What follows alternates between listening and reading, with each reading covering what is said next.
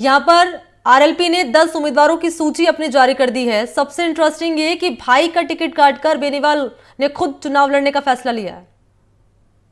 देखिए, सबसे बड़ी बात यह है कि हनुमान बेनीवाल खुद अपना सांसद पद का इस्तीफा देकर जो है विधायक का चुनाव लड़ रहे हैं और नागौर से अपना भाई के टिकट नारायण बेनीवाल का टिकट काटकर खुद उतरे। उन्हें जिस तरह से पिछले दिनों राजस्थान का दौरा किया था और जिस तरह से सेंटर से जो किसान आंदोलन जो चल रहा था उसके खिलाफ जब उन्होंने आवाज उठाई थी, हालांकि वो पिछली बार चुनाव जो सांसद लोकसभा का लड़े थे वो बीजेपी के साथ मिलकर लड़े थे, लेकिन इस बार जब उन्होंने प्रदेश का दौरा किया उन्हें लगता है कि इस बार राजस्थान में है जो मिलीजुली सरकार बनेगी। दोनों ही दल जो चाहे बीजेपी हो या कांग्रेस पूर्ण बहुमत के साथ सरकार नहीं बना पाएंगे। इसी उद्देश्य के साथ उन्होंने इस बार खुद अपना है जो विधायक के लिए पद नामांकन और नाम घोषित किया है। तो कह सकते हैं जिस तरह से हनुमान बेनीवाल लगातार राजस्थान के दौरे किए थे और पिछले दिन हर जिले में गए थे, तो जिस तरह का वो वातावरण उन्हें देखने को मिला, जो उनकी एक कह सकते हैं उनकी रिपोर्ट थी उसके मुताबिक है जो थर्ड फ्रंट है जो सरकार बनाने में बहुत बड़ा सहायक होगा। तो इसी उम्मीद के साथ उन्होंने इस बार जो है खुद का नामांकन विधायक पद के लिए भरा। कह सकते हैं जिस तरह से बाड़मेर हो, पश्चिम राजस्थान में हो, जहां जहां जाट बहुल्य क्षेत्र है वहां पर जो है हनुमान बेनीवाल का और युवाओं का विशेष तौर पे जाट युवा और अन्य जातियों के लोग भी, क्योंकि पिछले दिनों कई ऐसे आंदोलन हुए जिसमें हनुमान बेनीवाल खुद मौके पर पहुंचे थे, चाहे वो दूसरी जाति के लोग थे, लेकिन उन्होंने अपना वोट बैंक को बनाने का प्रयास किया था और इसी उम्मीद में इस बार उन्होंने खुद का अपना टिकट है जो विधायक के लिए नामांकन घोषित किया है। मणि, क्योंकि बाकी सीटों को अगर मैं समझना चाहूं तो यहाँ पर मेड़ता से विधायक इंदिरा देवी बावरी से चुनाव लड़ेंगी, परबतसर से लच्छाराम बड़ारड़ा होंगे उम्मीदवार, कोलायत से रेवंत राम पवार और सहाड़ा से बद्रीलाल जाट। यहाँ के जरा मायने समझाइए। देखिए, अगर बात की जाए जिस तरह से जो है कांग्रेस और बीजेपी दोनों ही पार्टियों के जो बागी उम्मीदवार है वो लगातार थर्ड फ्रंट के संपर्क में, और यही कारण है कि जिस तरह से इंदिरा देवी बावरी को अगर दिया गया तो वो पूर्व में विधायक है पहले से, और भोपालगढ़ से जो पुखराज गर्ग है वो पहले से विधायक है, उनको सेफ सीट मानते हुए उन्हें दिया गया। लेकिन अन्य जो लोगों को दिया गया, अगर बात कर ली जाए जोधपुर शहर की, जिस तरह से शहर में जिस तरह से जो है अजय त्रिवेदी डॉक्टर है, कांग्रेस के वरिष्ठ प्रवक्ता रह चुके हैं, उनको जो टिकट दिया गया। तो हनुमान बेनीवाल की नजर यही है कि जहां जहां लोग जो बाकी और जिनका एक पकड़ है समाज में और वोटर्स पर, उन लोगों को उनकी पार्टी में टिकट दिया जाए। और यही कारण है कि दूसरी अन्य सीटों पर जिस तरह से 10 टिकट जो घोषित किया, जिसमें से 3 तो कंटिन्यू है, एक तरह से कह सकते हैं खुद का नाम जोड़ दिया नारायण बेनीवाल की जगह, लेकिन 2 अन्य जो है कंटिन्यू थे, और उस तरह से करके कह सकते हैं 7 अन्य लोगों को जो टिकट दिया वो ये बागी लोग है कांग्रेस के और बीजेपी के, उनको ये टिकट दिया गया। और कह सकते हैं कि जिस तरह से जाट राजनीति को लेकर हनुमान बेनीवाल ने पिछले दिनों कई आंदोलन किए थे और उसी आंदोलन की वजह से उन्हें लगता है कि अन्य जातियां, ओबीसी की जो अन्य जातियां है वो उन्हें सपोर्ट करेगी और इस चुनाव में वो बहुमत जो है किंग मेकर साबित होंगे। उसी उद्देश्य के साथ इस तरह की जो लिस्ट है, हालांकि लिस्ट अभी कम है, अभी और लिस्ट आने की संभावना है, क्योंकि उन्होंने कहा था कि मैं ऐसा नहीं है कि सिर्फ 10 या 20 सीटों पर चुनाव लड़ूंगा, हर जगह अपने उम्मीदवार उतारूंगा। अब देखना किस तरह से, जिस तरह से उस रावण जो है चंद्रशेखर आजाद, उनके साथ भी उन्होंने कोलैबोरेशन किया, तो देखिए किस तरह से आने वाले दिनों में इनके समीकरण देखने को मिलेंगे। लेकिन कह सकते हैं हनुमान बेनीवाल ने अब ताल ठोक दी और 10 लोगों की जो है प्रत्याशी की लिस्ट डिक्लेयर कर दी है। मणि, सत्ता संकल्प यात्रा निकाली थी आरएलपी ने, हनुमान बेनीवाल जगह जगह गए थे, तो क्या सत्ता की कुर्सी के लिए या सत्ता का उन्होंने संकल्प ले लिया है तभी खींवसर से चुनाव लड़ रहे हैं अरुण हर्ष? और एक चीज और आपसे समझना चाहूंगी, खींवसर ही क्यों, और क्यों भाई का टिकट काटना, किसी और सीट से भी चुनाव लड़ सकते थे वो?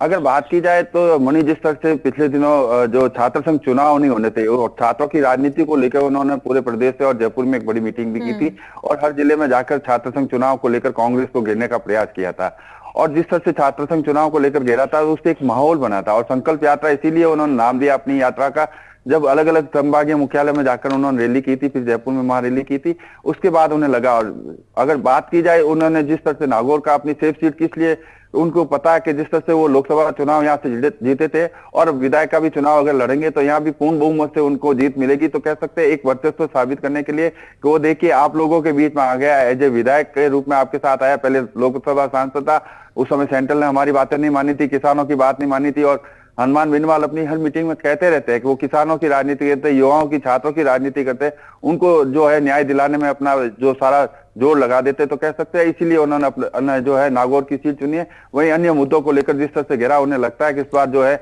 आरएलपी किंग मेकर साबित होगी। मणि, नारायण बेनीवाल का टिकट काट दिया है या उनको किसी और सीट पर एडजस्ट किया जाएगा?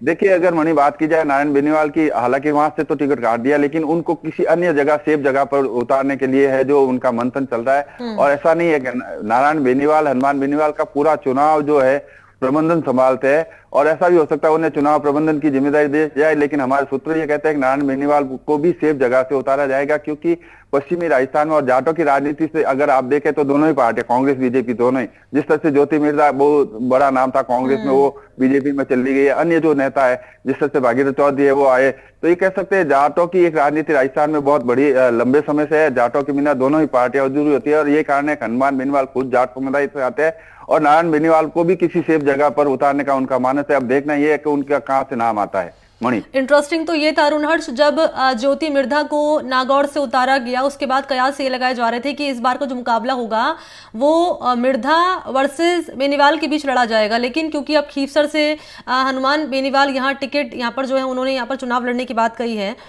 तो नागौर सीट से किस प्रत्याशी को टिकट दिया जा सकता है, इसको लेकर क्या जानकारी है? देखिए अभी इस बारे में जिस तरह से बात अगर की जाए कि ज्योति मिर्धा और हनुमान बेनीवाल को आमने सामने लोग देखना भी चाहते थे और दोनों ही पार्टी कयास लगा रही थी, लेकिन नहीं हुआ। लेकिन अब देखना रोचक यही होगा कि क्या नारायण बेनीवाल को ज्योति के सामने उतारा जाता है या नहीं उतारा जाता। लेकिन इससे पहले की अगर बात की जाए, जिस तरह से नागौर की जाट राजनीति कह सकते हैं किसान आंदोलन से लेकर आजादी के समय से जो है नागौर, भोपालगढ़ और जो ये बेल्ट है पश्चिम राजस्थान का, मारवाड़ का बेल्ट कहलाता था, या जाटों की राजनीति बहुत थी और उनके बिना जो है सरकारें नहीं बनती थी। और यही कारण है कि नागौर की जो जाट राजनीति है वो एक अहम पड़ाव रखती है राजनीति के क्षेत्र में और ये कारण है कि हनुमान बेनीवाल अब खुद है जो खीवसर से उतरे हैं। और अब देखना यह है कि आने वाले दिनों में जो नारायण बेनीवाल को कहां से टिकट दिया जाता है उस पर सबकी निगाह टिकी हुई है। मणि, एक चीज़ और मैं आपसे समझना चाहूंगी यहाँ पर अरुण हर्ष, बात कर ली जाए उन नेताओं को टिकट दिया गया है जो दोनों ही पार्टियों से बागी रहे हैं, चाहे कांग्रेस की हो चाहे बीजेपी की हो, तो कहीं ना कहीं इसके ये मायने निकाल सकते हैं क्या कि दोनों ही पार्टियों के जो वोट बैंक है उसमें सेंध लगाने की कोशिश इसके जरिए? बिल्कुल बिल्कुल, जैसा कि मैंने पूर्व में बताया था कि जो लोग दोनों ही पार्टियों से नाराज थे, जिनका एक समाज में पकड़ थी, जो वोटों पे अपना प्रभाव डाल सकते हैं, उन लोगों को हनुमान बेनीवाल ने सेलेक्ट किया और अपनी पार्टी से टिकट दिया। तो उम्मीद यही जताई जा रही है हनुमान बेनीवाल की तरफ से कि आने वाले जो चुनाव है 2023 के, उसमें थर्ड फ्रंट यानी कि किंग मेकर की भूमिका में जो आरएलपी आएगी। और यही उम्मीद के साथ, इसी उम्मीद के साथ उन्होंने जो है बागी प्रत्याशी, जो बागी दावेदार थे, उनको टिकट दिया है। तो देखना अब ये रोचक मुकाबला हो जाएगा कि किस तरह से जो है आने वाले दिन में चाहे प्रदेश की राजनीति में जिस तरह से और विशेष तौर से पश्चिम राजस्थान और मारवाड़ की राजनीति में किस तरह का देखने को मिलेगा, ये आने वाले वक्त ही बताएगा 2023 के विधानसभा चुनाव में कि जनता किसको चुनती है, क्या किंग मेकर आरएलपी को बना पाती है या नहीं बना पाती। हालांकि हनुमान बेनीवाल को पूरी उम्मीद है कि वो इस बार किंग मेकर बनेंगे।